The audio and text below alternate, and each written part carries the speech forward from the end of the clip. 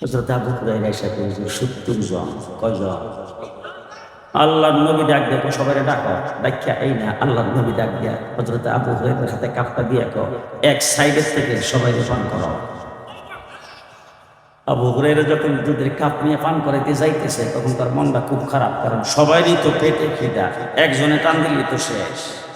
লজ্জায় করে যদি পাশের লোকটা লেগে একটু অনেক যদি রাখে যে দুইজনে খাইলে তো এক কাপ দুধ তো শেষ হইতো, আমার তো পালা হইলো ১৭০। কথা বুঝেন নাই কারবা? হযরত আবু হুরায়রা বলেন প্রত্যেকের পেটে খিদা, মনের ইচ্ছা মতো সবাই পান করতে শুরু করলো। ৭০ জন পান করার পরেও দুধের কাপের দিকে তাকায় দেখি দুধের এক ফোঁটা দুধও কমে নাই। এবার রাসূল সাল্লাল্লাহু আলাইহি সাল্লামের কাছে নিয়ে গেছে, নিয়ে যাওয়ার পরে আবু হুরায়রাকে রাসূল জিজ্ঞেস করতেছে সবাই পান করেছেন? বলে জি হুজুর। তুমি পান করছো? বলে না হুজুর, আপনি তো সবাইকে পান করাইবার কথা বলছেন, আমার তো পান করার কথা বলে নাই। আল্লাহর নবী বলছেন এবার তুমি খাও।